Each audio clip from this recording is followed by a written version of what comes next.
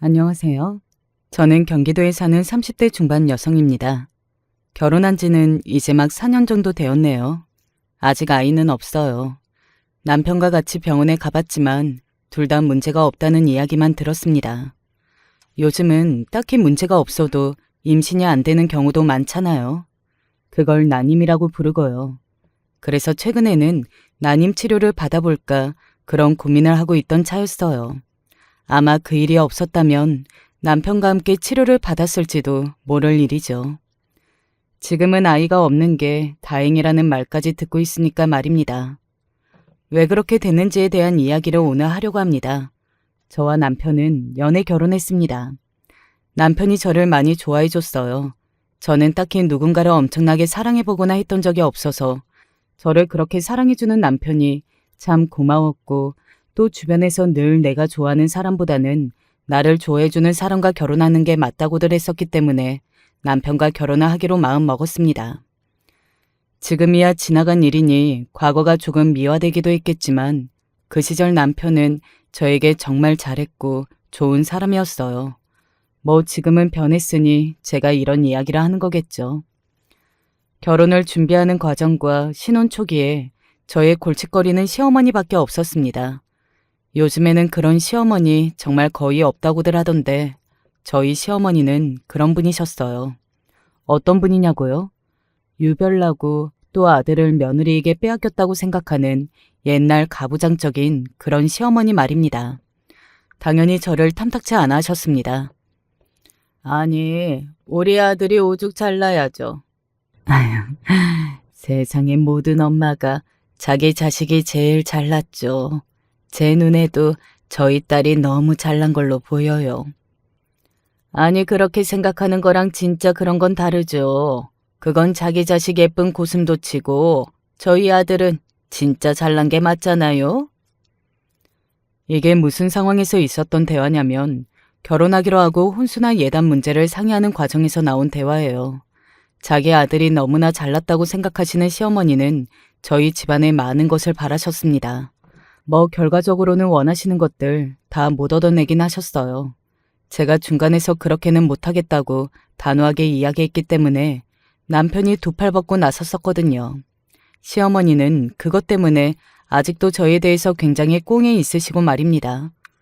아니, 남편은 잘난 사람이긴 했지만 시어머니의 말처럼 어마어마할 정도는 아니었어요.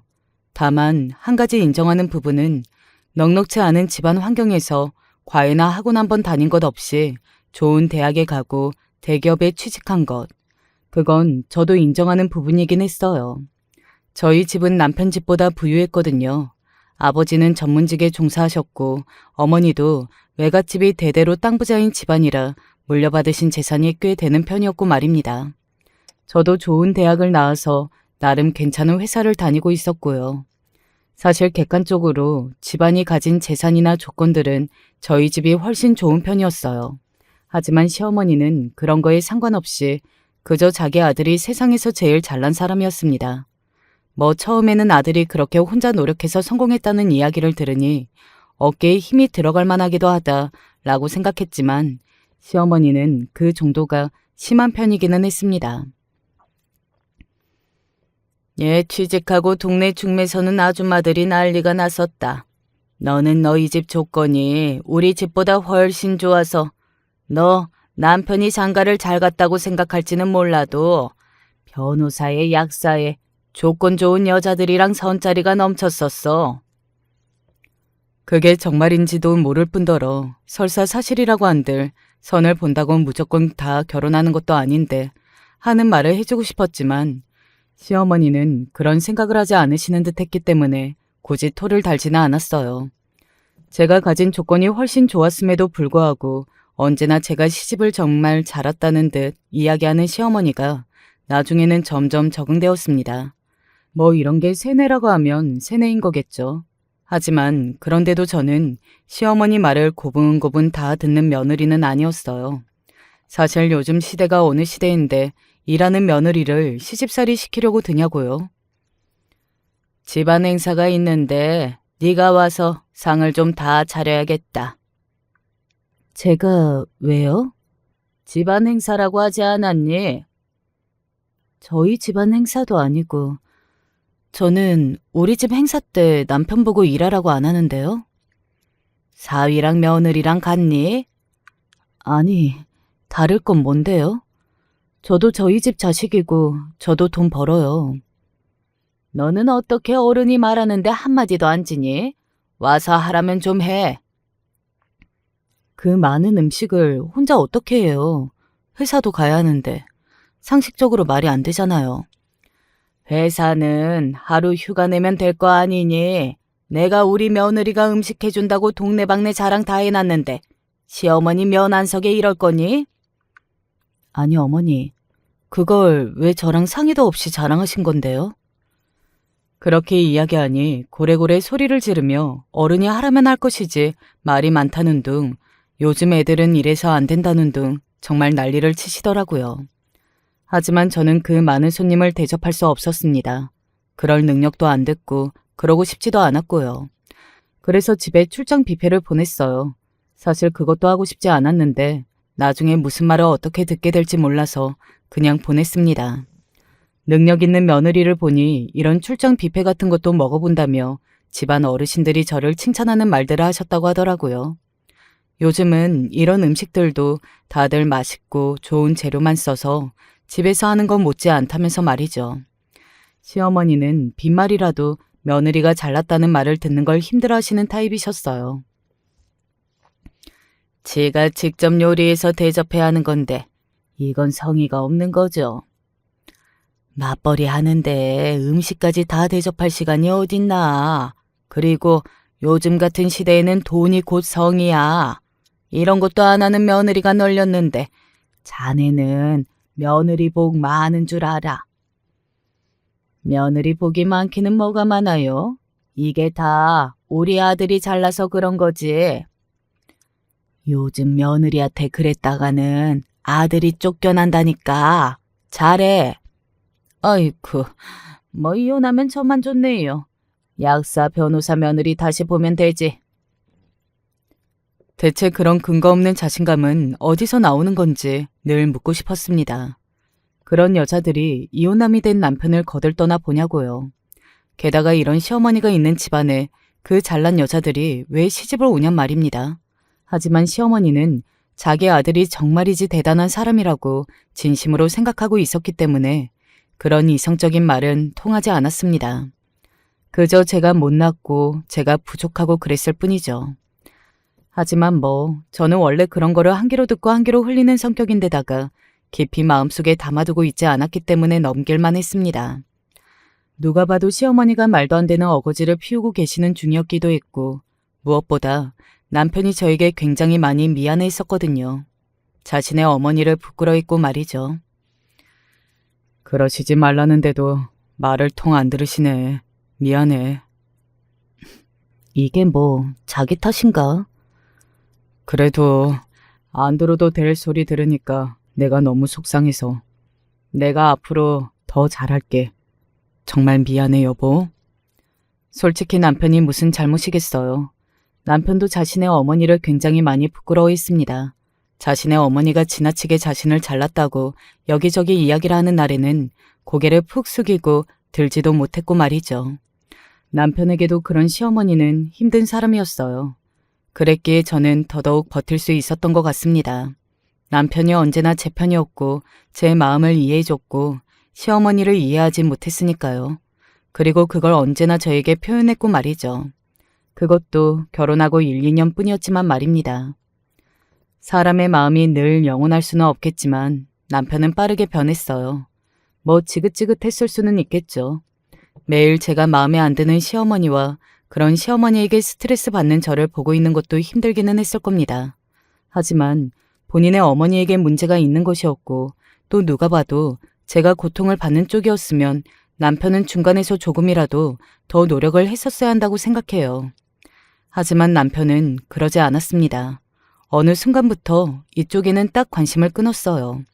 본인이 너무 스트레스를 받으니까 그런 거겠죠. 어머니한테 한마디 좀 해줘. 언제까지 저러신 건데. 당신도 이제 포기할 때가 되지 않았어. 그냥 말을 잘 듣던가 아니면 아예 스트레스를 받지를 말던가. 일평생 저렇게 살아오신 분을 어떻게 말 몇 마디로 바꿔? 그래서 이렇게 그냥 가만히 있겠다고? 노력이라도 해봐야 할 거 아니야. 아, 몰라. 시끄러워. 일 다녀와서 피곤한 사람 이렇게 붙들고 늘어져야겠어? 뭐? 붙들고 늘어져? 그리고 일은 당신만 해? 나도 일해. 나도 일하고 와서 당신 엄마 잔소리까지 듣고 있다고. 제가 그렇게 이야기하면 남편은 저를 보고서 한숨을 푹 쉰 뒤 그대로 서재로 들어가 나오지 않았습니다. 그렇게 갑방을 쓰게 되는 날도 잦아졌고 말이죠. 저는 점점 지쳐가고 있었어요. 힘든 회사 일, 생기지 않는 아이, 그리고 남편과의 불화, 그리고 그 모든 것의 원인이 되는 시어머니의 유난까지 말입니다. 시어머니의 그 유난스러움만 없었다면 아마 다른 건 다 버틸 수 있었을지도 몰라요. 그즘 진지하게 이혼을 생각하게 됐던 것 같아요. 주변에서도 그런 시어머니는 나아질 것 같지 않으니 하루라도 빨리 아이가 없을 때 헤어지는 게 맞다는 이야기를 많이들 했었고, 게다가 남편에게마저 정이 떨어지고 있었으니 말입니다. 이런 문제는 질질 끌어봐야 좋을 게 없다고 말이죠. 그러던 와중에 여동생이 결혼하겠다고 집으로 남자 하나를 데리고 왔어요. 참 착하고 잘생겼고 참한 청년이었습니다. 집안도 좋았고 말이죠. 뭐 왜 그런 걸 생각하니 하는 분들이 계실지는 모르겠지만 여동생의 결혼 이야기가 나오고 있는 와중에 이혼하겠다고 하는 게 쉬운 일은 아니었어요. 한쪽에서는 경사인 일이 일어나고 있는데 제가 이런 소식을 가족들에게 전하게 되면 괜히 가족들이 제 눈치를 보게 될 것 같았고요. 그리고 무엇보다 좋은 일이 있는데 집안 분위기에 찬물을 뿌리고 싶지도 않았습니다. 그래서 조금만 더 참자, 뭐 그렇게 생각하게 되었던 것 같아요. 지금 와서 돌이켜보면 그냥 그때 이혼하겠다고 했으면 그 뒤에 그런 온 가족이 제 시어머니의 그런 무식하고 앞뒤 없는 행동을 겪게 되지 않았을지도 모르는 일인데 말입니다. 제가 이혼을 결심하게 된 사건의 발달은 바로 제 동생의 결혼식이었어요. 이혼을 참았던 것도 그 이유였는데 결국 이혼을 하게 된 것도 그 이유가 된 게 참 아이러니하지만 말입니다. 아무튼 그 이야기를 지금 해볼게요. 시어머니는 제 동생의 결혼식에 참 많이 질투하셨습니다. 다른 게 아니라 저에게 시누이가 하나 있었거든요. 그런데 그 시누이는 남편과 달리 학교도 직업도 그다지 좋은 편이 아니었어요. 그리고 결혼을 하겠다고 데려온 남자도 당연히 시어머니 마음에 차지 않았고 말입니다. 집도 가난했고 또 그 남자의 직업도 시어머니 기준으로는 별 볼 일 없었거든요. 제가 보기에는 아직은 조금 힘들어도 나름 열심히 사는 청년이었는데 말입니다. 아니 집 하나 못 해오면서 어딜 내 딸을 데려가려고 해? 엄마, 요즘 세상에 집을 해오면서 결혼을 하는 사람이 어디 있다고 그래? 다들 그것 때문에 결혼 못한다, 안 한다 하는 판에 내가 늙어 죽을 때까지 결혼 안 했으면 좋겠어? 그래도 해주는 집은 잘만 해주더라. 라고 말하며 저를 바라보더군요. 네, 그랬습니다. 제 여동생은 남편 될 사람이 집을 다 해왔거든요. 그리고 저는 그걸 이야기하지 않았었는데 시어머니는 그 이야기를 어디서 들으셨는지 알고 계셨고 말입니다. 시어머니의 그 말에 시누이가 인상을 팍 쓰면서 말했어요. 언니네는 언니네도 잘 살고 그리고 언니 동생분은 학교도 잘 나왔고 직장도 좋고 나보다 훨씬 조건이 좋잖아. 나랑은 다른 게 당연한 거지. 시누이의 그 말에 시어머니는 굉장히 자존심이 상한 듯 보였습니다. 시누이의 팔을 꽉 꼬집더군요. 제 앞에서 무슨 그런 이야기를 하냐는 얼굴로 말이죠. 뭐가 그렇게 다르다고? 하지만 자신의 엄마가 마음에 들지 않았던 시누이는 시어머니의 그런 눈치에도 입을 다물 생각이 없어 보였어요. 솔직히 이야기하자면 저는 시누이의 그런 말들이 굉장히 속이 시원하기는 했습니다. 다 맞는 말이기도 했고 말이죠. 엄마, 입은 비틀어졌어도 말은 바로 하라고. 엄마가 보기에 언니네 집안이랑 우리 집이 진짜 비슷하다고 생각해? 그리고 내 조건이 언니 동생 조건이랑 정말 비슷하다고 생각하냐고. 아무리 팔은 안으로 굽고 제 새끼는 예쁘다지만 엄마는 조금 심해. 시어머니는 입을 앙다물고 신우이를 노려보기만 했습니다. 거기서 무슨 말을 더 하고 싶은 듯 보였지만 자신이 무슨 말을 더 하면 신우이가 또 다른 말을 할까봐 겁이 났을 거예요. 그저 마음에 안 드는 얼굴로 신우이의 팔을 꼬집는 거 말고는 아무것도 하지 못하더군요. 그 이후로 시어머니의 노골적인 질투는 계속되었습니다. 제부될 사람이 뭐 한다고 했니? 사실 그 질문에도 대답하고 싶지 않았어요. 제 대답을 들으면 보나마나 저에게 히스테리를 부릴 게 뻔했기 때문입니다. 하지만 또 말해주지 않으면 대답을 들을 때까지 괴롭히는 타입이셨거든요. 그래서 그냥 말했어요. 의사요. 피부과 의사. 제 말에 시어머니의 입이 눈에 띄게 삐죽이는 게 보였습니다. 아마 더 비교되기는 했을 거예요. 같은 시기에 결혼 이야기가 나오는 중인데다가 제 동생과 시누이는 나이도 1살 차이밖에 나지 않았거든요. 그런데 본인의 사윗감은 마음에 안 드니 모든 게 다 빈정이 상했을 겁니다. 그 심정은 이해를 해요. 그걸 잘못된 방법으로 표출하고 저에게 스트레스를 푸신 게 문제였지만 말입니다. 니들 자매는 어쩜 그렇게 시집을 잘 갔니? 발자가 아주 좋아 늘어졌네. 늘어졌어. 딱히 잘 간다고 생각해 본 적 없는데요. 뭐? 그럼 못 갔다는 소리니? 아니, 그냥 그건 저랑 저희 동생도 잘났으니까 그런 거죠. 모자란 게 딱히 없는데 뭐가 잘 간 거예요? 어머머머, 얘 말하는 것 좀 봐라. 우리 아들이 너보다 훨씬 잘났지? 그 말 밖에 가서 한번 해보세요. 다들 어머니 속으로 욕해요. 어머, 얘 말 다 했어? 그쯤에 저는 더 이상 참지 않았거든요. 사사건건 저를 무시하는 발언에 이미 질질대로 지쳐있기도 했고 여동생이 결혼하고 나서 신혼여행을 하고 올 쯤에는 이혼 이야기를 꺼내야겠다는 생각도 하고 있을 때였고 말이죠. 뭐 남편과 시어머니는 그런 제 속내를 몰랐지만 말입니다. 너는 아이를 못 가지는 것만으로도 마이너스 100점이라는 걸 왜 몰라? 해서는 안 될 말씀을 하시더군요. 그건 제 탓이 아니었어요. 아이를 못 가지는 걸로 여자 탓을 할 수 있는 건 조선시대였지. 지금같이 병원에서 검사하면 결과가 다 나오는 시대에 무슨 그런 억지를 부린단 말입니까? 제가 정색을 했습니다. 무슨 그런 무식한 말씀을 하세요? 병원에 가서 다 검사 받아봤다고, 둘 다 문제 없는 걸로 나왔다고 이미 말씀드렸잖아요. 병원 말도 안 믿으시는 거예요? 너 말 다 했니? 시어머니한테 무식하다니. 논리적인 반박이 어려운 부분은 쏙 빼고 저런 식으로 자신이 기분 나쁜 거에만 꽂혀서 화를 내시는 분이었습니다. 그래서 말이 안 통하는 분이었고 말이죠. 그 사실을 알았기 때문에 그동안은 말이 길어질 것 같으면 제가 입을 다무는 쪽을 선택했었는데 안 살 걸로 생각하니까 정말 못 참겠더라고요. 그동안 들어온 폭언들도 너무나 억울했고 말이죠. 그래서 그날 다 쏟아냈습니다. 그렇게 본인 자식들 귀하다 예쁘다 하시는 분이 왜 남의 자식한테는 이렇게 막대하세요? 저도 저희 어머니 저희 아버지한테는 세상에서 제일 귀하고 잘난 딸인데 어머님이 왜 저를 자꾸 무시하시느냐고요. 제가 도대체 모자란 그 조건이 뭔데요? 어머머머 얘 봐라. 그렇게 억울하시면 며느리 진짜 다시 보시던가요. 그리고 아가씨한테도 절대 눈에 흙이 들어가도 그 결혼 안 된다고 들어 누우시던가요. 어머님도 내심 그보다 나은 조건의 며느리나 사위 드릴 수 없다는 거 아시니까 그렇게까지는 못하시는 거 아니세요? 시어머니는 제 말에 입만 떡 벌리고 있었습니다.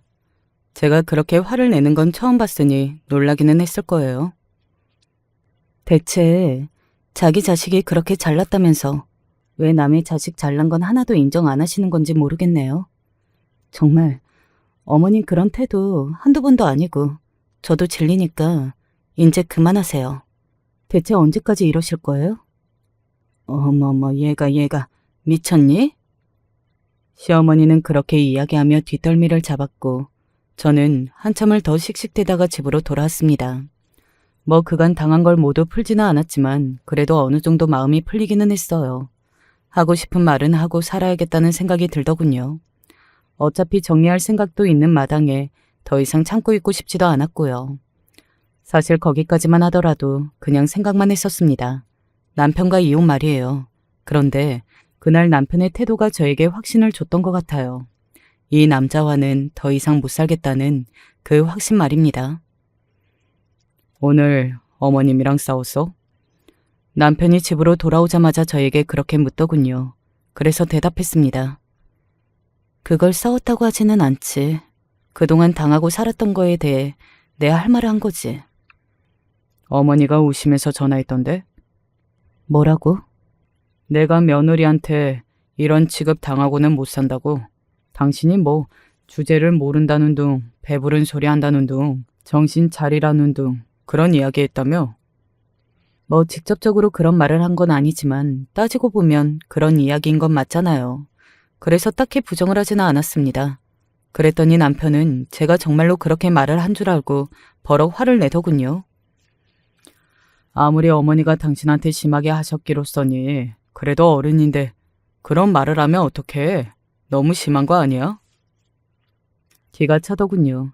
그간 시어머니가 저에게 해온 폭언들을 바로 옆에서 보고 들었으면서 어떻게 저에게 그런 말을 할 수가 있는 건지 정말 남은 정이 다 떨어지는 기분이라는 게 이런 걸 두고 하는 말이구나 하는 생각이 들었던 것 같습니다. 내일 당장 어머니한테 가서 사과해. 내가 왜? 내가 왜? 당신이 잘못했잖아. 나는 내가 잘못했다고 생각 안 하는데. 나는 그럼 뭐 계속 어머니한테 막말 듣고 살아야 한다는 거야 뭐야? 내가 그런 말 들을 때는 가만히 있더니 자기 엄마가 그런 말 들었다고 분하다고 전화하자마자 나한테 이렇게 달려와서 사과하라느니 말라느니. 그간 귀찮아서 참견 안 한 게 아니라 그냥 당신도 어머니랑 같은 생각이었던 거네? 제 말에 전곡을 찌른 건지 어쩐 건지 남편은 잠시 아무 말을 하지 않고 있다가 다시 저에게 확인하듯 물었습니다.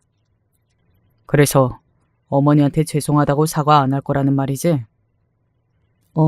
안 할 거야. 내가 이혼하자고 해도?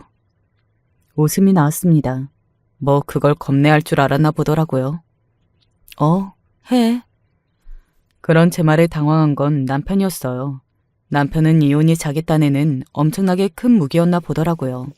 평소에 말하고 다니는 것만 봐도 30이 한참 넘은 여자가 이혼해서 다른 곳에 어떻게 다시 시집을 가냐. 자기한테 붙어서 잘 살아야지. 뭐 그런 생각을 했겠죠. 그런데 제가 아무 고민 없이 하자고 하니까 본인도 당황한 거라고 말입니다. 당신 진짜 이런 사람이었어? 내가 할 말을 하고 있네. 나도 실망이 이만저만이 아니니까 이혼하고 싶으면 해. 누가 지금 이혼을 무서워한다고. 그걸 무기로 들고 와서 나를 협박해? 진짜 가짜나서. 남편은 정작 정말 이혼을 생각해 본 적이 없는지 그러고나 아무 말 없이 서재로 또 들어갔습니다. 그 이후로 제가 그 집을 나오기 전까지 계속 각방 생활을 했어요.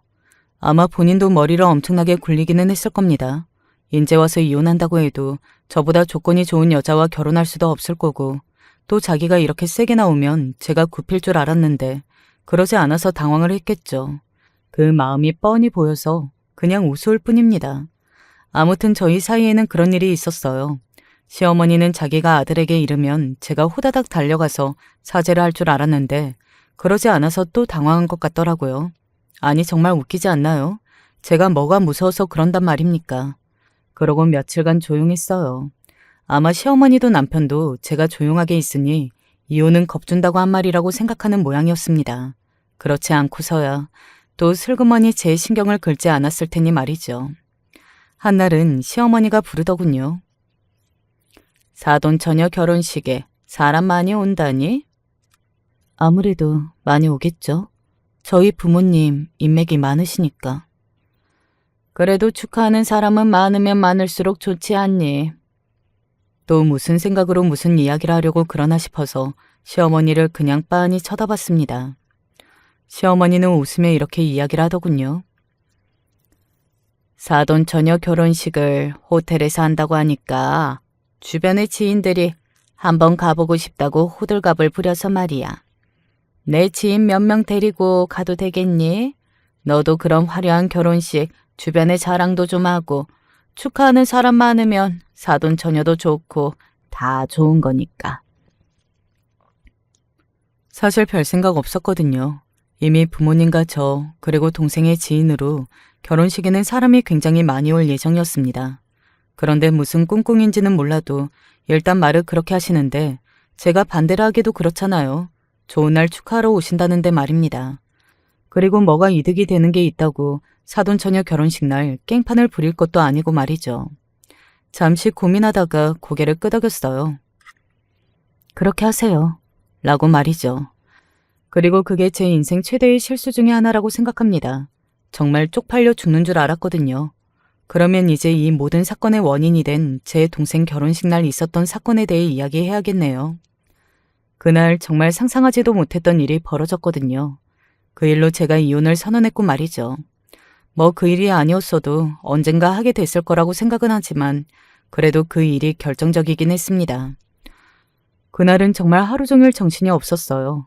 형제의 결혼식을 해보신 분들은 아시겠지만 아침 일찍부터 머리하고 화장하고 또 동생 필요한 거 다 챙겨주고 또 부모님이랑 손님 맞이하고 정말 너무 바쁘거든요. 그래서 누가 왔는지 무슨 일이 있었는지 이런 걸 신경 쓸 겨를이 차마 없습니다. 저도 물론 그랬고요. 한참 그렇게 바쁘게 손님들을 맞이하고 있는데 멀리서 시어머니와 그의 손님들로 보이는 무리가 우르르 걸어들어왔어요. 정말이지 우르르였습니다. 얼핏 봐도 10명은 남짓 되어 보이는 인원이었어요. 그 인원에 저도 당황하고 엄마도 당황하고 아빠도 당황했습니다. 심지어는 남편마저 당황했으니까요. 시어머니는 먼저 저에게 이야기를 했습니다. 우리가 사돈처녀 축하해주러 왔다. 저는 그런 시어머니에게 뭐라고 대꾸해야 할지 몰라 그냥 바라만 보고 있었습니다. 그런 제 반응에 시어머니는 저희 엄마에게 말을 걸더군요. 아이고, 사돈, 축하드립니다. 네. 손님들이 많이 오셨네요.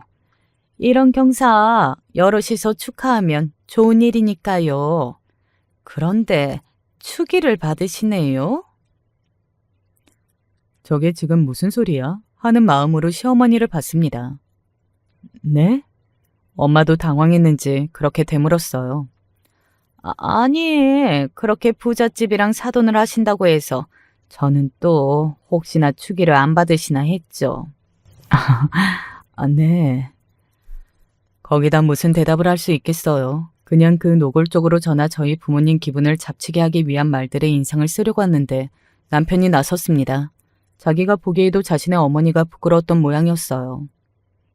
엄마, 왜 이러세요? 내가 왜? 그만하세요. 남편이 정색하며 낮게 이야기하자 시어머니는 그제야 헛기침을 몇 번 하더니 저와 부모님을 향해 다시 웃으며 이야기를 하더군요. 아유, 어쨌든 축하드립니다. 그러고는 축의를 하러 걸음을 옮기더군요. 그 모습을 보는데 정말 오만정이 다 떨어지다 못해 인간에 대한 혐오감마저 올라오려 했습니다. 제가 인상을 찌푸리며 시어머니 뒷모습을 보고 있자 엄마가 제 옆구리를 툭 하고 치더군요. 그래도 좋은 날이니까 인상 풀어. 만약에 그 자리가 동생의 결혼식이 아니었으면 저는 정말이지 일을 쳤을지도 몰라요. 동생의 결혼식이니 큰 소리를 내지 않고 참은 거지 말입니다. 어떻게 남의 집 경사에 저렇게 초를 치는 행동을 할 수가 있는 건지 정말 그 심보가 못돼 먹은 게 제일 짜증이 났어요. 남편은 그 이후로 그날 하루 종일 제 눈치를 봤습니다. 자신이 보기에도 자신의 어머니가 심하긴 했던 거죠 뭐. 아무튼 그날은 그렇게 결혼식을 잘 마쳤어요. 그날 문제도 조금 많았습니다. 동생이 또 사돈댁에서 왔다고 신경 써주느라 원래 예약이 되어 있는 식사가 아닌 한 단계 더 업그레이드된 식사를 대접했거든요. 그것도 시어머니 포함 10명이나 되는 분에게 말이죠. 그런데 결혼식 다음 날 동생에게 전화가 왔습니다. 동생도 상당히 당황한 말투였어요. 언니, 이거 이야기해야 하나 말아야 하나 했는데 그래도 일단 언니는 알고 있어야 할 것 같아서. 동생은 굉장히 조심스러운 말투로 저에게 이야기를 시작했습니다. 저는 무슨 이야기인가 했어요. 그리고 뒤이어한 동생의 말에 저는 이성을 잃었던 것 같습니다. 언니 시어머니 분이 축의를 5만 원 하셨거든? 이걸 돌려받아야겠다 뭐 그런 건 아닌데 그래도 너무 예의가 아니잖아. 언니도 일단은 알고 있어야 할 것 같아서. 정말 얼굴이 화끈거리고 화가 머리끝까지 치솟는 기분이었어요. 그건 돈이 아까워서가 아니라 저희 가족을 농락한 거나 다름이 없습니다. 어떻게 추기로 5만 원을 하고 식권을 10장을 받아갈 수가 있느냐 말입니다. 게다가 업그레이드된 식사라 사람 한 명당 20만 원인 식권이었어요. 단순히 돈의 문제가 아니었습니다. 이건 저희 가족을 우습게 보고 저에게 못되게 굴고 싶은 시어머니의 그 마음이 고스란히 느껴지는 행동이었어요. 저는 참을 수가 없었습니다. 정말 끝이구나 하는 생각이 들었던 것 같아요. 저는 원래 작성해두었던 이혼 서류를 꺼냈습니다. 이걸 꺼낼 날이 생각보다 빨리 왔다고 생각하면서 말이죠. 그리고 여동생에게 이야기해 그 식권의 청구서를 받았어요. 200만 원에 대한 청구서 말입니다. 그리고 남편에게 전화를 했습니다. 오늘 나 반차 쓰고 당신 집으로 가니까 당신도 지금 당장 튀어와. 왜? 무슨 일인데? 급한 일이야? 나 회사 일 바쁜데. 오기 싫으면 오지 마. 내가 무슨 짓을 저지를지 나도 모르겠으니까. 그렇게 말하고는 전화를 끊었습니다. 오든지 말든지 상관없었어요. 어쨌든 저는 그날 끝장을 낼 계획이었으니까요. 그렇게 비장하게 시댁으로 향했습니다. 손에는 이혼 서류와 200만 원인 식대 청구서를 들고 말이죠. 네가 이 시간에 집에 무슨 일이냐? 시어머니는 평일 오후에 찾아온 저를 보고 그렇게 물었지만 표정이 이미 제가 왜 찾아왔는지 알고 있는 표정이었어요. 그리고 본인도 본인이 한 일이 얼마나 치졸하고 모양이 빠지는 일인지 이미 알고 있다는 듯 어딘가 긴장한 것처럼 보였고 말입니다. 그럴 거면 왜 그런 짓을 벌였나 몰라요. 그냥 순간적으로 본인의 화와 질투심에 못 이겨 그런 행동을 한 거겠죠. 그 행동이 어떤 결과를 가져올지는 생각도 하지 않고서는 말입니다. 5만 원 내셨더라고요. 10명이서 밥 먹으면서. 제 그 말에 시어머니는 움찔한 것 같았지만 이내 배째라는 식으로 당당하게 말을 했어요. 축하해 주러 간 자리인데 좋은 마음으로 간 사람한테 돈 이야기를 하는 건 아니지 않니? 그리고 돈도 많은 집이랑 결혼하는 결혼식인 것 같던데 그 정도는 안 내는 게 어디가 어때서 그러니? 돈을 안 내는 게 문제가 아니잖아요. 그럼 뭐가 문제인데? 우리 가족을 우습게 본 게 문제지. 대놓고 노골적으로 기분 나빠지라고 잔칫날 진상짓 하신 거잖아요. 저는 그걸 용서할 수가 없어요. 제가 동생한테 얼마나 낯이 부끄러웠는지 아세요? 이런 시댁도 시댁이라고. 아직 내가 이러고 사는 게 쪽팔려서 견딜 수가 없었다고요. 뭐? 너 말 다 했니? 덜했어요. 저는 그렇게 이야기하고 가지고 온 이혼 서류와 청구서를 시어머니 얼굴에 집어 던졌습니다. 정확하게 맞지는 않았지만 어깨 쪽에 그 서류들이 맞고 바닥으로 떨어졌어요. 시어머니는 욱한 것 같더라고요. 이게 미쳤나 지 시어머니한테 지금 이 순간부터 내 시어머니 안 할 거니까요. 시어머니는 그게 무슨 소리인지 잠시 생각하는 듯 하더니 이내 바닥에 떨어진 서류들을 주워 들었습니다. 그러고는 그걸 보고 있는 와중에 남편이 도착했어요. 그래도 겁이 났던 건지 반찬을 내고 오기는 왔더라고요. 이게 다 무슨 일이야? 그리고 시어머니도 남편의 등장에 당황한 듯 보였습니다. 네가 불렀니? 네, 제가 불렀어요. 오늘 다 끝장낼 건데 다들 알아야죠. 남편은 지금 무슨 소리를 하냐는 듯 저와 시어머니를 번갈아 봤어요. 시어머니는 제가 그렇게까지 나올 줄은 몰랐던 건지 눈에 띄게 당황했습니다. 아니 그런 짓을 저질러 놓고 제가 이렇게 나올 줄 몰랐다는 것도 너무 웃겨요. 이렇게까지 할 필요가 있니? 그래, 그날 일은 내가 조금 과했다. 그날 일만 과하셨을까요? 딱 그날 일로 이러는 거 아니니까 오해 마시고.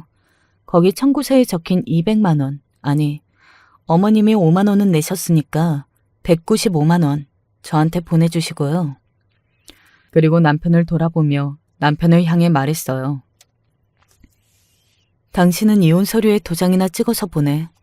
나는 무슨 일이 있어도 반드시 이혼할 생각이니까 소송까지 가기 싫으면 적당한 선에서 합의 이혼하는 게 좋을 거야. 그게 무슨 소리야? 갑자기 이혼이라니? 소송이라니? 그건 당신 엄마한테 물어보고. 그렇게 말한 뒤 그 집에서 나왔습니다. 그리고 그대로 짐을 싸서 들고 친정으로 갔어요. 사실 친정 식구들도 은연중에 제가 시댁과 사이가 안 좋다는 것, 그리고 저희 시어머니가 엄청난 사람이라는 건 알고 있었습니다. 그러는 와중에 결혼식에서 그런 일까지 생겼으니 제가 짐을 싸들고 와서 이혼하겠다고 하는 말에도 그다지 엄청나게 놀라지는 않으셨어요. 뭐 올 게 왔다 싶은 심정이었던 것 같습니다. 그래서 제 부모님들은 딱히 여러 질문을 하지 않으셨어요. 그리고 내심 이혼을 반기는 것 같기도 하셨고 말이죠. 그래서 그날은 휴대폰을 꺼놓고 엄마가 해주는 맛있는 음식을 먹고 이른 저녁 잠자리에 들었습니다. 정말 오랜만에 꿀잠을 잤던 것 같아요. 이제 그 인간들이랑 더 이상 같은 식구가 아니라는 사실에 제 마음이 편해졌던 것 같더라고요. 그리고 그 다음날 저와 연락이 되지 않자 남편이 찾아왔습니다. 당연히 뭐 죽을 죄를 지었네. 앞으로는 어머님이 그러지 않게 잘하겠네. 뭐 그런 말들을 했죠. 예측할 수 있는 말이었어요. 그리고 저는 그 말들을 믿지도 않았고 말입니다. 잘 할 수 있었으면 진작에 잘했어야지. 일이 결국 이렇게 되고 나서야 잘못했다는 사람 말을 나보고 믿으라는 거야? 그리고 나는 이제 당신한테도 오만정이 다 떨어졌어. 절대 예전으로 돌릴 수 없으니까 그냥 포기하고 도장이나 찍어. 어제 말했듯이 당신이 도장 안 찍으면 나는 소송까지 갈 거니까. 어머님이랑 연을 끊자면 끊을게. 그니까 다시 생각해봐. 응? 그 말 믿지도 않지만 그렇다고 해도 싫다니까. 당신이 그동안 나한테 준 실망도 커. 만약에 어머님이 더한 짓을 하셨어도 당신이 중간에서 그걸 잘했거나 나한테 위로를 줬다면 나도 이렇게까지 하지는 않았을 거야. 제발 부탁이니까 그냥 도장 찍어. 나 더 이상은 당신의 집안이랑 얽히고 싶지 않으니까. 남편은 계속해서 저를 설득하려 했지만 저에게는 정말 하나도 통하지 않았습니다. 오히려 이런 문제로 남편과 얼굴을 마주보고 있는 그 상황 자체도 너무 스트레스였어요. 얼굴도 보고 싶지 않았거든요. 여러 번이나 저를 설득했지만 제가 도저히 마음을 돌리지 않을 것 같아지자 남편은 다음을 기약한 건지 아니면 포기를 한 건지 그날은 그냥 돌아갔습니다. 그리고 며칠 뒤 시어머니가 저를 찾아왔어요. 이것도 뭐 예상한 일이기는 했습니다. 시어머니는 저를 마음에 안 들어 한다고 했지만 본인도 알고 있을 걸로 생각했거든요. 저보다 나은 며느리감을 찾는 건 힘들다는 사실을 말입니다. 그동안은 저에게 자존심을 세우느라 그랬다는 것도 말이죠. 내가 그동안 미안했다. 그저 본인이 사과를 하면 이 모든 상황이 정리가 될 것처럼 생각하고 비장하게 사과를 하는 게 조금 우스웠을 뿐입니다. 그 어떤 말로도 완전히 돌아선 제 마음을 돌릴 수는 없었는데 말이죠. 저는 그런 시어머니에게 말했어요. 네, 사과는 받을게요. 그런데 이혼은 해요. 제 그 대답에 또 시어머니는 놀란 듯 했어요. 모든 게 너무 제 예상과 똑같이 흘러갔습니다. 본인 사과로 다 해결이 될 줄 알았던 거예요. 시어머니가 이렇게까지 와서 사과하는데 꼭 이혼해야겠니? 그 말에 저는 웃음이 나왔습니다. 남편에 대한 신뢰와 정, 그리고 시어머니 얼굴만 봐도 짜증부터 나고 이렇게 말을 섞고 있는 것 자체가 저한테 스트레스가 되었는데 그런 사람들이랑 어떻게 가족으로 지내요? 저는 못 지내요. 어머님이 그리고 그 사람이 사과를 하든 말든 그건 저에게 중요하지 않습니다. 저는 무조건 이혼해요. 그런 제 말에 시어머니는 버럭 화를 내더군요.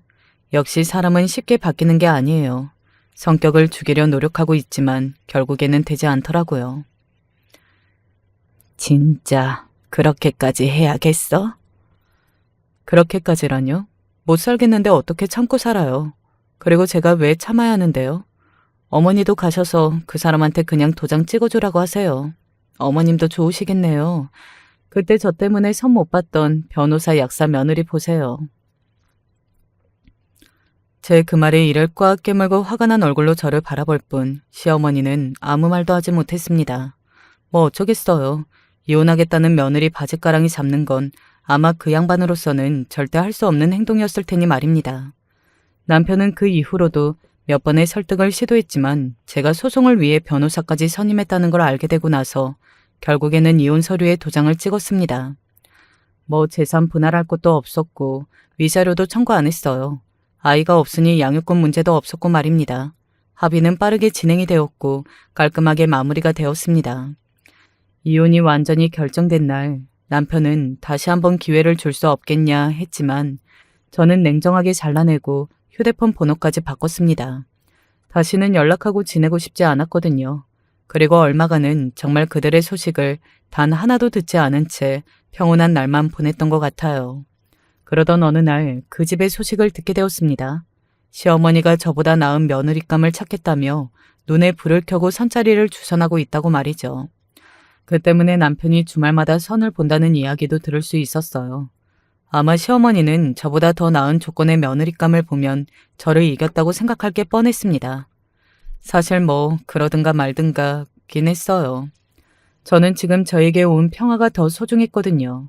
그런데 그것도 시어머니의 뜻대로 안 되는 것 같더라고요. 누가 그 집에 딸을 주고 싶어 하겠어. 이미 소문 다 났는데. 소문이 어떻게 나요? 나는 입 다물었는데? 그날 자기 동생 결혼식에 친구들 우르르 끌고 나타난 게 결정적이었던 모양이야. 다들 그런 시어머니는 처음 본다고 엄청 수근거렸었는데 뭐 자기 무덤 자기가 판 거지. 결국은 그 문제로 소문이 그렇게 난 것 같더라고요. 불쌍하지도 않았습니다. 그야말로 스스로 불러온 재앙이잖아요. 그런 행동을 하지 않았으면 일어나지 않았을 일일 텐데 말이죠. 시어머니 본인도 그 사건이 소문이 너무 많이 났다는 사실을 알고 있다고 하더라고요. 저희 집안같이 인맥이 많은 집과 또 제부 집안도 만만치 않았는데 그런 결혼식장에서 그런 짓을 벌여놓고 소문이 안 날 거라고 생각한 건지 그것도 정말 우스웠습니다. 아무튼 그렇게 시어머니가 꾸는 꿈은 또 날아간 것 같았어요. 굉장히 좋은 집에 사위로 들여보내겠다는 꿈 말입니다. 그리고 신우이는 그 남자와 결혼해서 잘 살고 있다는 이야기를 들었습니다. 그럴 수 있었던 이유가 시어머니와 거의 연을 끊다시피 해서 가능했다더군요. 결혼하는 마지막의 마지막까지 시어머니는 정신을 차리지 못하고 골질을 해댔고 결국 신우이가 자신의 엄마를 더 이상 보지 않는 것을 택했다고 말이죠. 신우이가 참 똑똑하다는 생각을 전에도 많이 했었는데 현명하다는 생각을 했던 것 같습니다. 제 생각이지만 아마 시어머니는 결국에는 남편과도 연을 끊게 될 겁니다. 이제 신우이에게도 간섭하지 못하니 남편에 대한 집착이 더더욱 심해질 건 뻔했어요.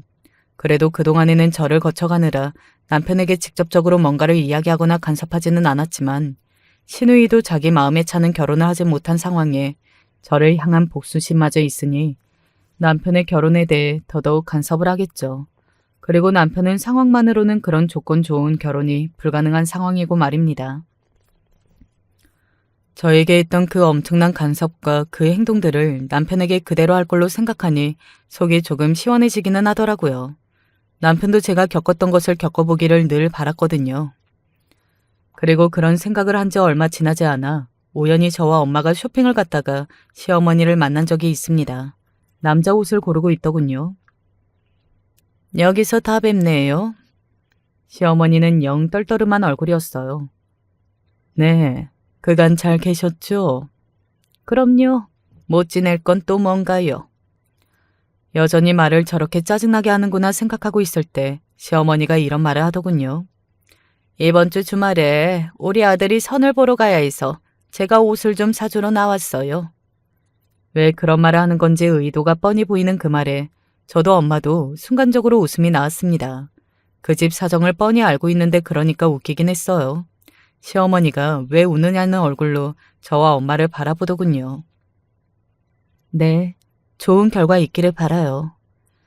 제 그 말에 시어머니의 표정이 순식간으로 확 구겨지는 걸 봤습니다. 그런 시어머니에게 엄마가 마지막 한 방을 날렸어요. 그러니까요. 이서방 아니 그쪽 아드님도 얼른 좋은 혼처를 구하셔야죠. 우리 딸처럼. 우리 딸? 누구요? 얘요? 시어머니가 놀라서 저를 가리키며 되물었습니다. 네, 얘요. 얘는 전에 선을 봤던 변호사분이 그렇게 저희 딸이 마음에 든다고 자꾸 다시 보자고 난리거든요. 아마 조만간 좋은 소식이 있을 것 같아요. 뭐 아예 거짓말은 아니긴 했습니다. 어쩌다 선을 보게 되었고 그분이 저를 마음에 들어 하시는 건 사실이었어요. 결혼까지 갈지는 몰라도 말이죠. 저희 엄마의 그 말에 표정이 구겨질 대로 구겨진 시어머니를 뒤로하고 저희 모녀는 그 자리를 떴습니다. 속이 시원하기는 하더군요. 그토록 바라던 변호사 며느리인데 전 며느리 선상대가 변호사라는 이야기를 들었으니 그럴만하기는 했어요. 그리고 그 뒤로 시어머니가 저희 엄마 말이 진짜 맞는 건지 여기저기 물어보고 다닌다는 말을 들었습니다. 속이 많이 뒤틀리긴 했던 모양이에요. 저는 나름 최고의 복수를 했다고 생각합니다. 시어머니에게 제 그런 소식이 그 무엇보다 싫었을 테니 말이죠. 그 뒤로 남편에게서 정말 선을 봤냐 하는 연락이 한 번 오기는 했어요. 연락처는 또 어떻게 알았는지 말입니다. 참 웃기죠? 자기는 주말마다 선을 보러 다닌다면서 전 마누라 선을 봤다는 소식 한 번에 그렇게 연락이 오는 게 말입니다. 봤다고 하고 다시는 연락하지 말라고 한 뒤 전화를 끊었어요. 그 뒤로는 지금까지는 연락이 온 적이 없습니다. 남편은 제가 언젠가 용서하고 다시 재결합을 하게 될지도 모른다는 희망을 품고 있었나 보더라고요. 제가 선을 봤다는 소식에 어떻게 그럴 수 있냐는 반응으로 저에게 연락을 한 걸 보면 말입니다. 대체 무슨 근거 없는 자신감인지 모를 일이에요. 제 이야기는 여기서 끝입니다. 저는 나름대로 시원하게 복수 아닌 복수를 했다고 생각해요. 그리고 이제는 정말 티끌만큼의 미련도 없고 그저 더 이상 그 집 식구들과 엮이는 일이 없었으면 하고 소망할 뿐입니다. 못 지내길 바라는 것도 아니고 망하길 바라는 것도 아니에요. 그냥 아예 모르는 사람처럼 끊어내고 싶은 마음뿐입니다. 여기서 정말로 마무리해야겠네요. 이야기가 너무 길어진 건 아닌가 싶습니다. 하지만 모든 제 심정을 다 이야기하고 싶었어요. 여기서 저는 마침표를 찍고 더 이상 과거를 돌아보지 않을 생각이거든요. 앞으로는 정말 저만 생각하고 제가 행복해지기 위해 최선을 다할 생각입니다. 그러기 위해서 하루하루 과거를 돌이켜보기보다는 내일을 위해 열심히 살 생각이고 말이죠. 긴 이야기 끝까지 들어주셔서 감사합니다. 제 이야기와 함께 해주신 모든 분께 언제나 좋은 일만 있기를 기도할게요. 안녕하세요. 아직도 생각만 하면 화딱지가 나는데 이 분노를 조금이라도 풀어보려고 합니다. 거두절미하고 본론부터 말씀드릴게요. 저는 어릴 때부터 먼 시골에서 살았습니다. 서울로 처음 상경을 한 게 성인이 돼서 직장을 다닐 때였으니 얼마나 외진 곳에 사셨는지 알겠죠. 성인이 되기 전까지는 늘 동네 정도만 돌아다니면서 멀리 나가봐야 버스 타고 30분은 가야 있는 읍내가 전부였습니다. 하지만 그래도 별로 부족한 건 못 느끼고 살았던 것 같습니다. 사실 부족한 것도 뭐가 좀 있어봐야 부족한 걸 알지 원래부터 그렇게 살아왔기 때문에 부족함이고 뭐고 모르겠고 다 저한테는 당연한 것들이었거든요. 그렇게 시골에서 살다가 서울로 올라오고 일을 하는 중에 지금의 남편을 만납니다. 지금 생각하면 이해가 안 되고 우습지만 당시 저는 남편한테 첫눈에 반했던 것 같아요. 그래서 죽자 살자 남편을 쫓아다니면서 한 번만 만나달라고 그랬습니다. 지금 생각하면 좀 창피하긴 했지만 전 당시 남편이 너무 좋아 10번 찍어 안 넘어가는 나무 업단식으로 남편에게 구애를 했거든요. 남편도 제가 너무 적극적이다 보니 한번 만나볼까 하는 마음으로 절 가볍게 만났고 그렇게 시작한 연애가 어쩌다 보니 결혼까지 흘러가게 되더라고요. 남편도 저도 애를 좋아하는 터라 자식은 많이 낳자고 서로 얘기를 했었고 그래서 줄줄이 낳다 보니 3명까지 낳았습니다. 허나 원래 남편이나 저나 집안 형편이 좋지도 않았고 결혼해서도 마찬가지였기에 없는 살림에 자식 셋을 키우려니 아주 허리가 휘어지겠더라고요. 남편의 벌이만으로 5 식구가 살기엔 턱없이 부족했지요. 그래서 막내가 조금 큰 뒤에는 저도 식당에 출근을 시작했습니다. 직장을 다시 다니고 싶었으나 이미 경력이 단절된 지 오래니 절 받아주는 곳도 없어 안타깝지만 식당이 최선이더라고요. 집 앞 근처에 김밥 식당이 있어 그곳에 취직해 하루 종일 김밥을 쌌습니다. 휴일은 한 달에 딱 2번뿐. 이른 아침부터 밤까지 쉴 틈 없이 김밥을 말았죠. 그렇게 몇 개월을 지내다 보니 문득 저희 친정엄마가 보고 싶어졌습니다. 친정아버지는 제가 결혼을 하고 얼마 안 돼서 돌아가셔서 지금 엄마는 예전에 제가 어릴 때 살던 그 시골집에 홀로 계셨거든요. 결혼 후 엄마를 본 지도 오래됐고 특히나 엄마가 늘 서울로 올라와서 저희 집에 왔지 생각해보니 제가 엄마한테 간 적은 없는 것 같아서 오랜만에 효도도 할 겸 엄마한테 연락을 했어요. 그리고 다음날 출근해서 식당에도 이야기를 해놓았죠. 미리 이야기를 하지 않으면 휴무를 원하는 날로 맞추기가 어려우니까요. 그렇게 시간이 흐르고 약속한 날, 저는 미리 끊어둔 고속버스를 타고서 엄마가 사는 곳으로 향하게 됩니다. 어쩜 그렇게 오랜만에 오는데도 변한 게 하나 없더라고요. 달라진 게 있다면 읍내에 조금 더 여러 가지 가게가 생기고 아주 조금이지만 도시에 가깝게 번잡해졌다는 점뿐일까요? 집에 가기 전에 읍내에 먼저 들러서 엄마 먹으려고 줄 과일 바구니를 하나 사서는 바로 집으로 향했습니다. 그런데 집이 가까워지자 분명 혼자 있어서 조용해야 할 엄마 집에서 시끄러운 소리가 들리더라고요. 이렇게까지 소란스러운 건 제가 엄마랑 같이 살던 어릴 적에 집에서 동네 사람들 다 모아두고 잔치를 할 때 빼고는 한 번도 없었던 터라 무슨 일인지 궁금해하며 집 안으로 들어갔습니다. 그 작은 시골집에 여러 사람들이 복작복작 모여서 김치를 담금답시고 아주 난리가 나 있더라고요. 심지어 김장철도 아닌데요. 기가 차서 바구니를 꽉 쥐고 집에 들어가 보니 이미 거실 바닥에는 양념이며 배추포기가 널려 있고 동네에서 엄마랑 친한 아주머니들 서너 분이 와서 같이 김치를 담그고 계시더라고요. 아마 엄마를 도와주시러 오신 거겠죠. 그리고 그 옆에서 엄마도 굽은 허리를 한 채 힘겹게 김치를 담고 계셨습니다. 아니 솔직히 고생할 꼴 빤히 보여서 하지 말라고 한 걸 꾸역꾸역 하면서 힘들어하고 있는 모습을 보는데 화 안 날 딸이 어디 있겠어요. 저는 엄마보다 젊은 나이인데도 불구하고 김밥집으로 일하려니까 죽을 맛인데 연로하신 엄마는 더 그렇겠죠. 서울 살면서 알게 모르게 쌓인 스트레스를 좀 풀려고 고향집에 내려온 건데 그런 엄마 모습을 보니 저도 모르게 화가 나고 괜히 성질이 나더라고요. 엄마, 김장철도 아닌데 뭐 하는 거예요? 왜 이러고 있어요? 아유, 그게 아니라 네 올케 언니 부탁으로 하는 거야. 알고 보니 엄마가 긴장을 하고 싶어서 한 게 아니라 시킨 사람이 있더라고요. 바로 저희 올케 언니였습니다. 저희 집에서 차를 타고 30분에서 1시간 정도만 더 가면 관광지로 유명한 지역이 있는데 올케 언니는 그 지역에서 큰 설렁탕집을 운영하고 있었습니다. 저는 딱 한 번밖에 안 가봐서 몰랐는데 들어보니까 장사가 엄청 잘 된다고 하더라고요.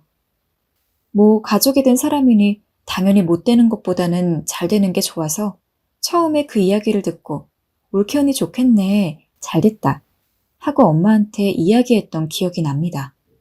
근데 보니까 엄마가 올케 언니 설렁탕집에 밑반찬으로 나가는 김치를 직접 해준 적이 몇 번 있었던지라 이번에 담고 있는 김치도 그걸 위한 것이었습니다.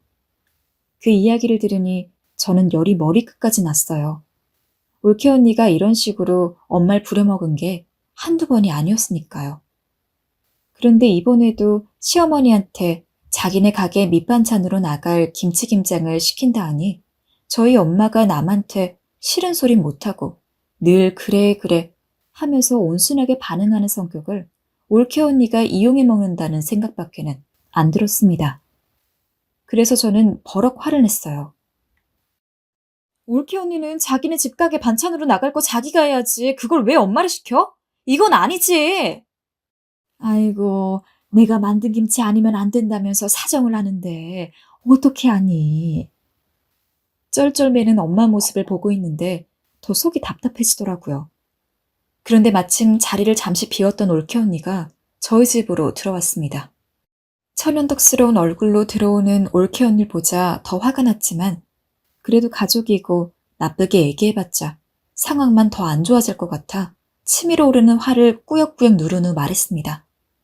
올케 언니, 저희 엄마 허리 많이 굽었는데 이런 걸 시키시면 안 되는 거 알잖아요. 더 안 좋아지면 어떡하려고요. 그래서 이번에는 일부러 아가씨 오는 날로 잡았어요. 어머니도 와서 같이 김장 좀 해줘요. 예? 뭐라고요? 아가씨 손이 빠르잖아요. 믿고 있을게요. 아, 보수는 챙겨드려요. 걱정 마세요. 순간 저는 당황했습니다. 일부러 제가 오는 날로 잡았다니 기가 찼죠. 제가 오든 안 오든 엄마한테 이런 걸 시킨다는 게 어이가 없는데 무슨 선심이라도 쓴 것처럼 저 오는 날로 김장날을 잡았다니. 이건 엄마는 물론이고 저보고도 같이 일하라는 거잖아요.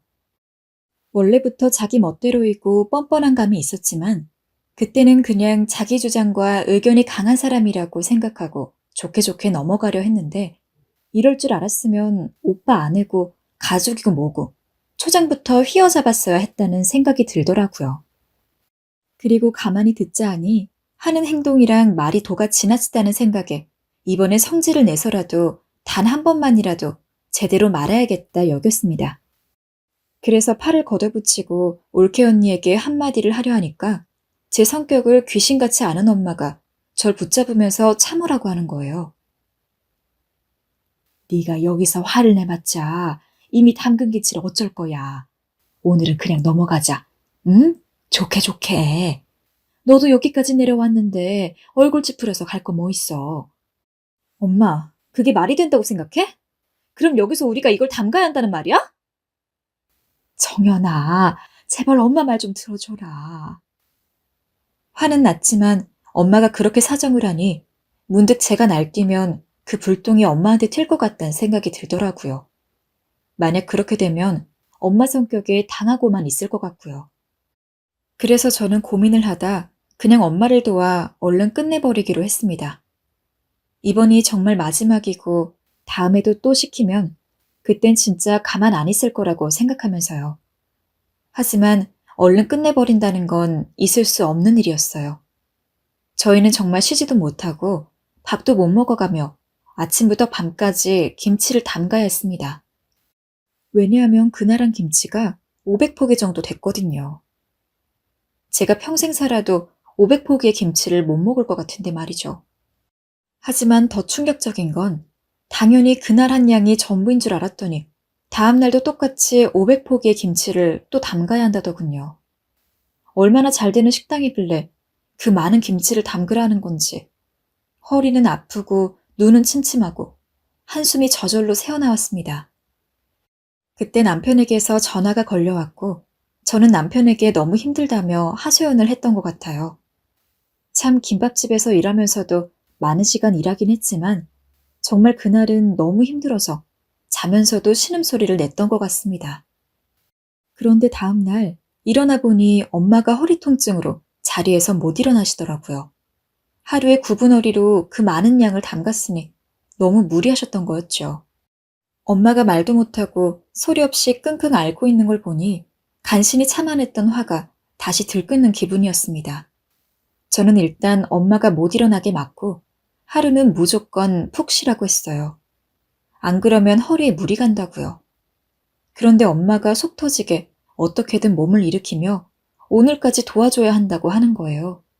그때 제가 올케 언니가 자기 사리사욕 챙기는 거잖아. 엄마가 왜 아파하면서까지 도와줘야 해? 라고 버럭 소리를 지르니 아유 아니야. 그냥 해주는 거 아니고 돈 받고 해주는 거야. 라면서 어떻게든 올케 언니를 감싸더라고요. 아픈 허리 수술할 수 있을 만큼 큰 돈 주는 것도 아닌데 그까짓 몇 푼 더 준다고 해서 살림살이 나아쓰는 것도 아니잖아요. 진짜 엄마지만 미련하다는 생각이 들더라고요. 돈 받았는데 어찌 안 하니? 해줘야지. 할 수 있어. 걱정 마라. 어떻게든 할 거다. 미련한 저희 엄마는 돈을 받아야 해야 한다며 계속 말씀하셨고 전 그런 엄마를 억지로 눕히곤 저 혼자 거실로 나왔어요. 엄마한텐 절대 나오지 말라고 하고요. 그래도 사지 멀쩡한 제가 엄마 대신 김장을 해주는 게 맞으니까요. 그런데 거실로 나가니 올케 언니는 없고 어제 뵀던 아주머니 세 분이 또 오셨더라고요. 인사를 드리곤 그렇게 또 끝나지 않을 것 같은 500포기의 김장을 시작했습니다. 아주머니들은 저희 엄마보다는 정정해 보이셨지만 연이은 김장이 힘드신지 확실히 어제 할 때보다는 땀도 자주 닦으시고 속도도 느려지셨더라고요. 그 바람에 시간은 더 오래 걸리고 저도 덩달아 더 힘이 들었습니다. 그 와중에 올케 언니는 얼굴도 비추지 않았고요. 차마 모르는 아주머니들 앞에서 그래도 가족된 올케 언니를 욕할 수는 없으니 아무 말도 못하고 김장을 하긴 했지만 진짜 속에서는 오만 가지 욕이 끓었어요.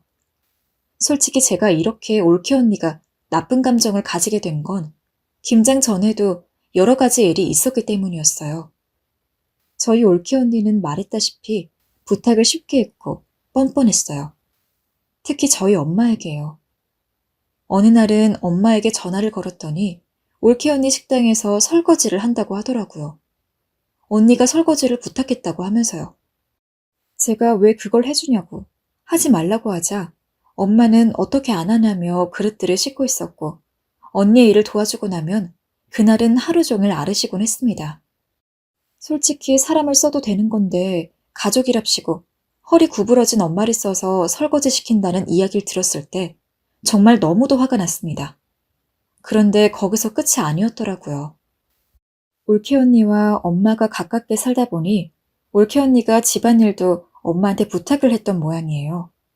오늘 식당 나가야 해서 청소를 못했다. 빨래를 못 널고 왔다. 애한테 밥을 못 주고 왔다.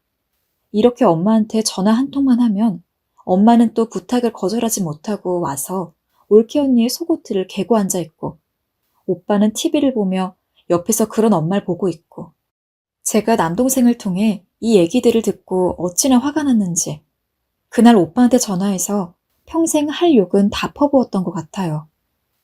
하지만 제가 이 모든 걸 참았던 건 그냥 엄마의 말 때문이었어요. 엄마가 올케 언니가 남몰래 홍삼이며 건강식품이며 아픈 엄마를 많이 챙겨준다고 했고 안부 전화도 많이 해준다고 했으니까요. 솔직히 명절날 올케 언니가 엄마한테 뭔가를 해준다더거나 고맙단 말 한마디 하는 걸 본 적이 없었지만 엄마가 거짓말을 했을 리는 없으니 그래도 올케 언니가 엄마 말대로 예의는 아는 사람이거니 했어요. 그런데 이렇게 또 김치 담그는 일을 시켜대니 올케 언니가 정말 그랬을까 의문이 생기는 거예요. 심지어 어제도 제가 엄마네 집에 도착했을 때 뻔뻔한 낯짝으로 일만 시키고 휙 사라졌고요.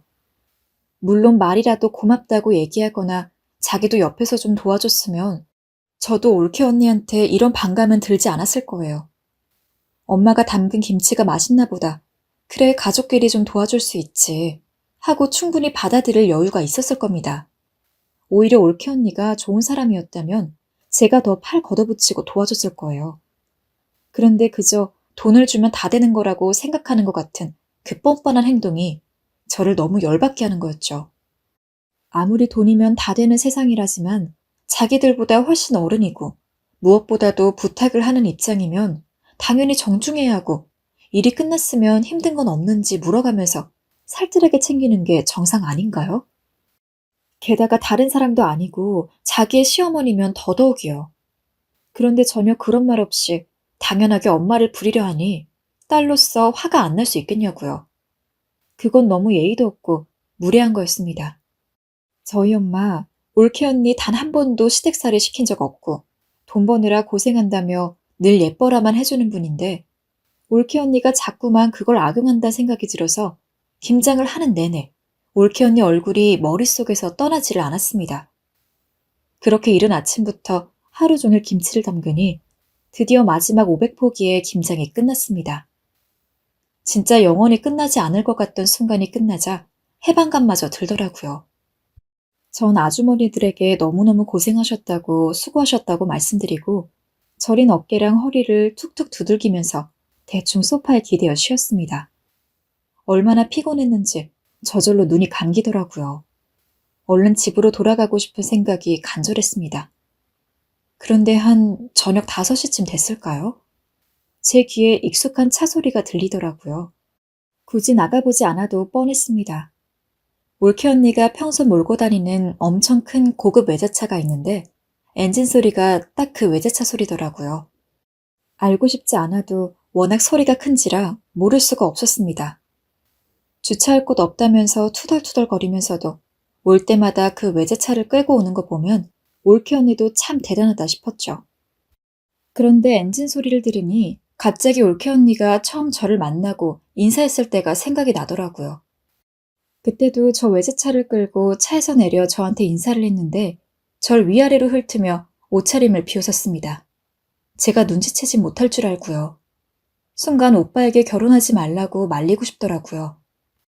지금도 그렇지만 저야 꾸미는 거에 어렸을 때부터 워낙 관심이 없었고 그저 대충 시장에서 산 저렴한 옷들을 입고 다니곤 했었는데 올케 언닌 가진 게 많은 집안의 딸이라 저와 달리 강남의 세련된 사람처럼 치장을 하고 다녔으니까요. 그날 다 같이 가족끼리 밥을 먹는 자리에서도 올케 언닌 이 반찬이 맛이 있네 없네 하며 품평을 하고 자신이 입고 온 하얀색 자켓에 김치 국물이 튈까봐 지나치게 조심하는 모습들이 올케 언니를 처음 보는 자리였지만 가히 보기 좋지 않았습니다. 그리고 가장 기억에 남는 건 청국장 사건입니다. 당시 밥상에 저희 엄마께서 정성스레 끓인 청국장을 올려놓았는데 올케 언니가 그걸 보자마자 코를 쥐어싸며 울상을 짓더라고요.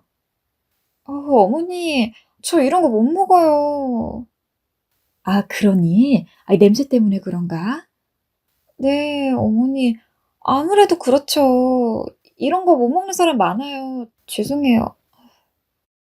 올케 언니가 거부하자 오빠도 민망한지 옆에서 헛기침을 하고 저도 당황했지만 정작 올케 언니 본인만은 죽어도 못 먹겠다며 청국장 그릇을 바닥에 내려놓기까지 하더군요.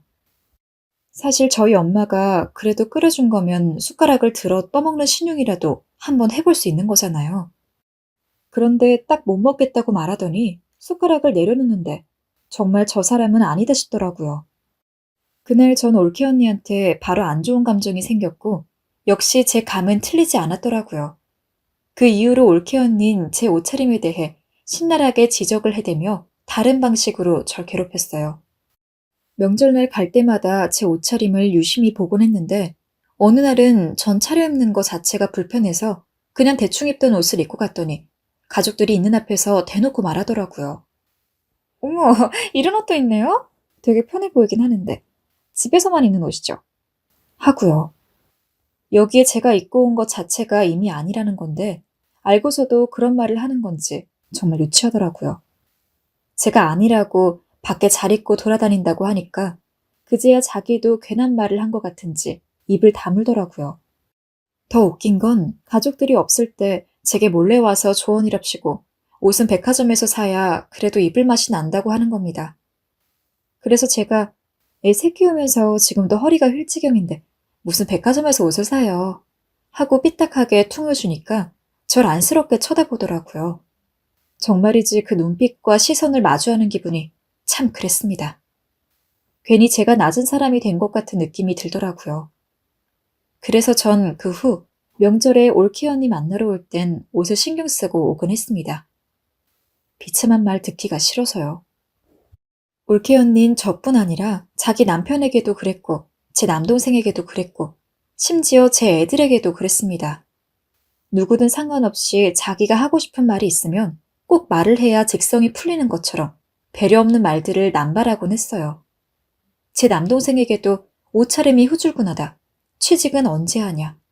이번엔 왜 회사에서 잘린 거냐부터 묻지도 않은 말들을 줄줄이 하기 시작하는데 그래서인지 남동생은 언젠가부터 명절에 다 같이 모이길 꺼려 하더라고요. 심지어 저희 애들한테도 장난감 같은 선물 하나를 줘도 집에서 이런 거 못 가지고 놀지 하는 장난을 치곤 했는데 그 장난이 너무 불쾌해서 기분이 상하곤 했습니다. 더군다나 제가 화를 내진 못하게 장난이라면서 상황을 무마시키니 더 얄미웠죠. 그렇게 올케 언닌 그 누가 봐도 도통 사람에 대한 배려라곤 모르는 사람이었어요. 그리고 어찌나 자기 집 자랑은 하대는지 올케 언닌 중소기업의 사장 딸이었는데 대단한 것도 아닌 걸 가지고 아버지가 어렸을 때부터 자신을 끔찍이 여겼다. 그래서 오빠를 반대하기도 했다. 어머닌 자기에게 명품 아니면 사입지도 못하게 했다. 등등 마치 자신을 무슨 귀족처럼 포장해 있는 허영심 없는 허영심은 다 떨었어요. 그런 올케 언니 앞에 우리 가족이야 뭐 완전히 시골 촌뜨기 사람들이었죠. 그래서 그런지 올케 언닌 외려 저나 저희 집 식구들이 있으면 더더욱 자랑을 해대곤 했습니다. 어제 산 명품 가방이며 지갑이며 구두며 그런 것들을 누리면 마치 그게 자기가 명품이라도 되는 듯 그랬습니다. 어쩔 땐 그런 올케 언니가 참 암스럽기도 하더군요. 잘난 게 없는 것 같아 저렇게 잘난 척을 해야 살맛이 나나 싶어서요. 그래서 화가 나더라도 남편이 제게 조언했듯 그냥 불쌍하게 안쓰러운 사람 보듯 보곤 했어요. 아니 그렇게 해야 제 마음을 다스릴 수가 있었죠. 안 그랬으면 정말 가족이고 뭐고 진즉에 폭발해버릴 것 같았으니까요. 허나 김치 담그느라 온 기력을 써서 그런지 더 이상 올케 언니와는 분란을 만들고 싶지 않았고 그저 올케 언니가 들어올 때까지 눈을 감으며 집 갈 생각만 하고 있었습니다. 그런데 올케 언니가 딱 들어왔는데 진짜 눈부시더라고요. 물론 좋은 의미가 아니라 전혀 다른 의미로요. 무슨 놈의 금이랑 보석을 그렇게 덕지덕지 달고 왔는지 땅 보러 온 부자 아줌마인 줄 알았습니다. 원래도 사치스럽게 하고 다니긴 했지만 오늘은 유독 더 그러더라고요. 사실 남이 무슨 장신구를 하던 제가 신경 쓸 일은 아니긴 하지만 올케 언니가 엄마 대하는 걸 보니 진짜 막말로 물만 마셔도 한 대 때리고 싶을 정도로 얄미워서 그 사치스럽고 허영심 가득한 꼴이 좋게 보이지는 않더라고요. 그리고 더불어서 오빠에 대한 분노도 스물스물 생겼습니다. 오빠는 아내가 자기네 엄마한테 저러고 있는 걸 아는지 모르는지, 알면서도 모르는 체 하는 건지, 그때처럼 당장 오빠에게 전화를 해보고 싶은 심정이 되었습니다. 올케 언니는 한눈으로 김장김치들을 쓱 보더니 다 하셨네? 수고하셨어요. 라고 성의 없게 말하곤 봉투를 하나씩 건네주었습니다. 아주머니는 봉투를 받아들곤 고맙다고 했지만 아주머니의 눈조차 쳐다보지 않더군요. 봉투를 다 건네준 올케 언니는 두리번거리더니 저한테 어머니는 어디 계시냐 물었습니다. 그래서 전 어제 너무 무리하셨는지 지금 방에 누워 계시다고. 그래서 제가 엄마 대신 일한 거라고 답했습니다. 제 말을 들은 올케 언니는 약간 얼굴을 찌푸리며 어머니 방으로 가더군요. 저는 내심 올케 언니가 엄마한테 아픈데 고생시켜서 미안하다거나 하는 종류의 사과를 할 거라고 생각했습니다. 근데 하는 말이 정말 가관이더군요.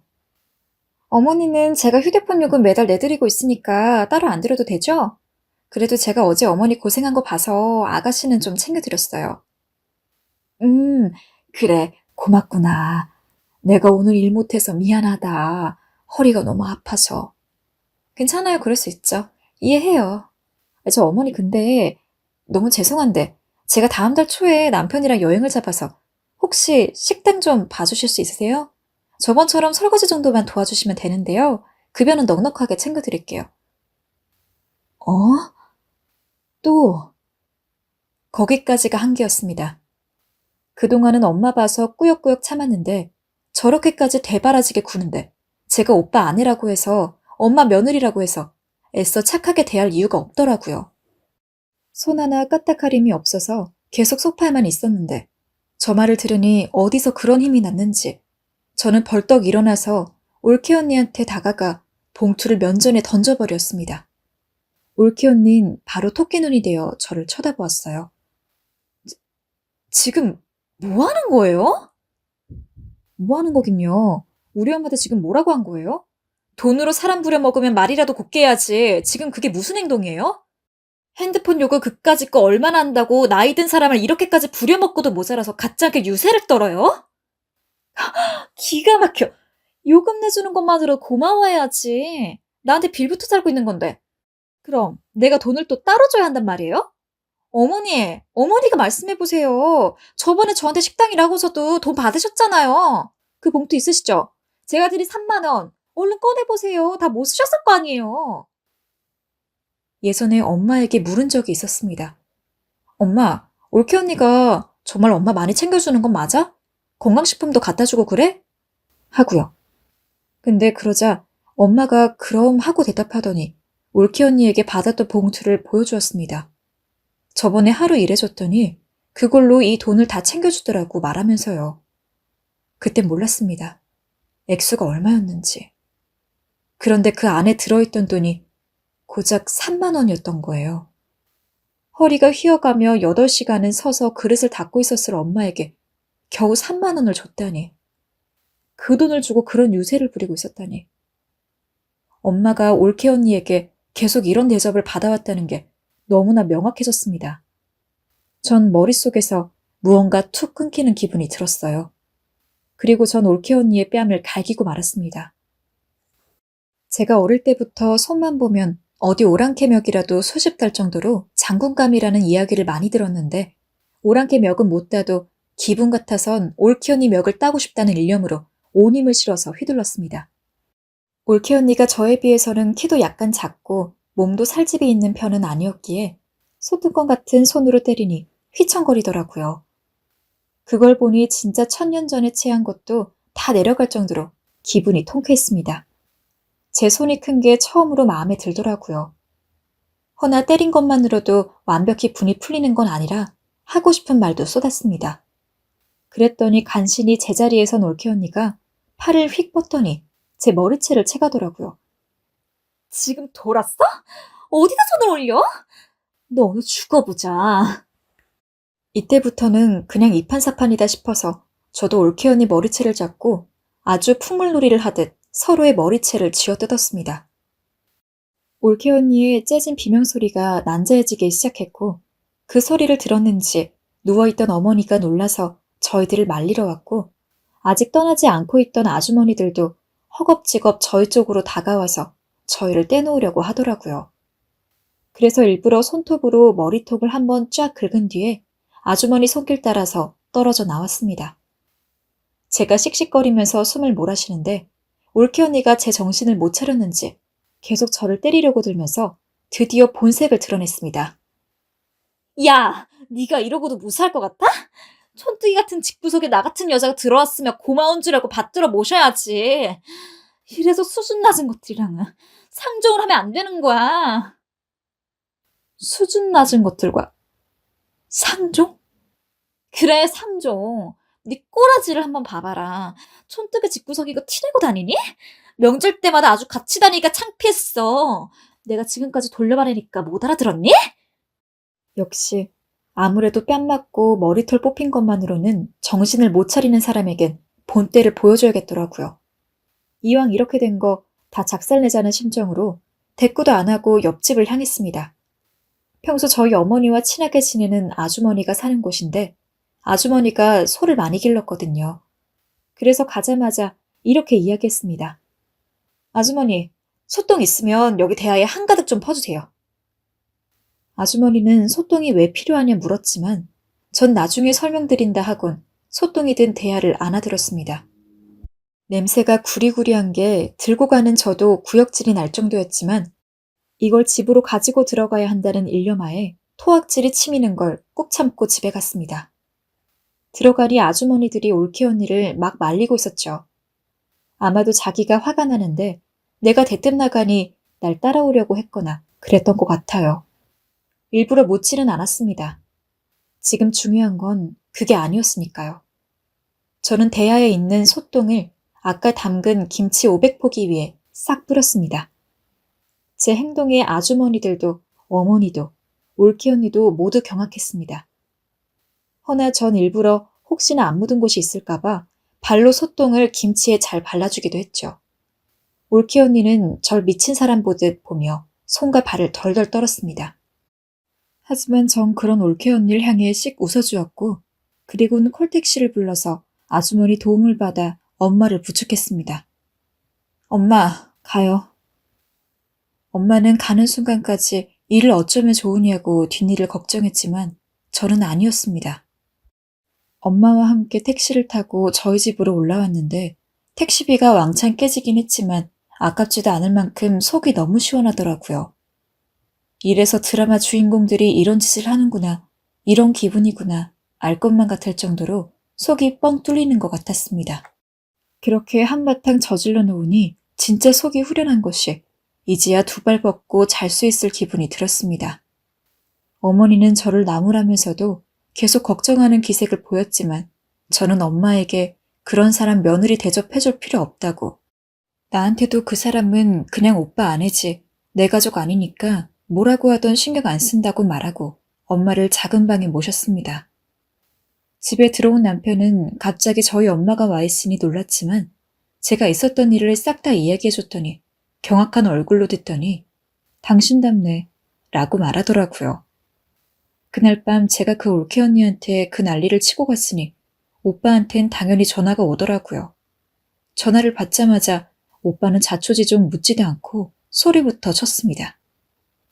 야, 너 미쳤어? 미친 건 올케 언니고 엄마가 무슨 일을 겪었는지 알아? 올케 언니가 허리 구부러진 엄마 김치 담그라고 시키고 심지어 내가 오는 날 나를 잡았다고 하더라. 그러면서 엄마가 허리 통증 때문에 일 못하고 누워있으니까 엄마한테 와선 핸드폰 요금 내줬으니 돈 안 줘도 되냐고 그러는데 어떤 딸이 그 말 듣고 화가 안 나? 오빤 지금 여기 올케 언니 편을 들 때야? 전 오빠한테 무슨 일이 있었는지 하나하나 낱낱이 알려줬습니다. 정말 하나도 안 빠지고요. 그런데 오빠란 놈은 꾸역꾸역 자기 아내 편을 들더라고요. 아무리 그래도 그렇지 네가 왜 난리야. 찬물도 위아래가 있는 건 몰라? 소똥으로 김치를 바르지 않나 뺨을 때리지 않나. 그게 지금 정상적인 행동이라고 생각해? 정상이건 비정상이건 따지기 전에 올케 언니 행동부터 생각해. 언니가 우리 엄마 집으로 불러 제끼고 식당으로 불러서 일 시키고 이거 다 알고 있었으면서 왜 그간 엄마 안 말렸어? 엄마 왜 안 말렸냐고. 오빠가 그러고도 아들이야? 엄마가 오빠를 얼마나 애지중지 키웠는데. 바쁘면 사람 쓰기 그러니까 엄마 부를 수도 있는 거지. 그걸 가지고 무슨 난리야. 그리고 내 아내는 하루 종일 식당 운영만 신경 쓰게 해도 바쁜 사람이야. 집안일 소홀하면 엄마가 와서 도와줄 수도 있는 거지. 저번에도 엄마가 해준다 한 거야. 엄마 성격에 그럼 올케 언니 부탁을 거절하겠어? 오빤 그렇게 엄마를 몰라? 그리고 그렇게 바쁘면 사람을 쓰라 해. 엄마한테 돈을 얼마 줬는지 알아? 하루 종일 설거지 시켜놓고 겨우 3만 원 줬더라. 그것도 감지덕지라는 식으로 나한테 보여주라고 하더라고. 3만 원? 오빤 3만 원이란 숫자에 그제야 당황하는 듯 했고 말을 버벅거렸습니다. 아, 진짜야? 확실해? 그렇다고 올케 언니한테 물어보면 되잖아. 오빤 잠시 후 전화를 내려놓더니 옆에 있던 올케 언니와 대화하는 것 같은 목소리가 들렸어요. 그러다 올케 언니가 아니라고 발을 뺐는지 오빠는 다시 전화를 받더니 화를 내기 시작하더군요. 야, 아니라는데 뭔 소리야. 거짓말까지 지어서 네 올케를 그렇게 만들고 싶냐? 참 야멸차다. 야멸차. 너랑은 더 대화 못하겠다. 자, 누가 할 소리. 내가 그런 거짓말을 왜 하겠니? 그래, 그렇게 평생 와이프 감싸면서 살아. 대신 나랑 엄마한텐 연락도 하지 말고. 여기까지 오빠와 대화를 하니 정말 더 대화할 가치가 없는 것 같았어요. 그래도 오빤 이해해줄 거라 생각했는데 끝내 제 말엔 귀를 닫고 와이프 편만 드는 오빠에게 배신감까지 들었고 상처라도 받을 것 같아 전화를 끊고 아예 차단까지 해버렸죠. 그리고 혹시 엄마한테도 전화가 올까봐 엄마 핸드폰에서도 오빠 번호를 차단했습니다. 물론 평생 안 보자는 식으로 대응한 건 반 정도는 진심이었지만 솔직히 반 정도는 아니었어요.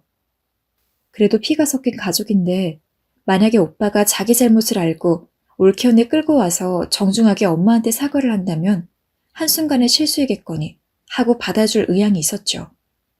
성격상 절대 안 그럴 것 같다고 생각했지만요. 허나 역시나 오빠는 올케 언니의 말을 더 믿은 건지 지금까지 제게 아무런 연락도 하지 않고 있습니다. 참 그런 오빠의 행동에 가족으로서 씁쓸함마저 느껴졌네요. 그렇게 사건이 조금 마무리되고 저는 바로 엄마 허리 수술부터 예약했습니다.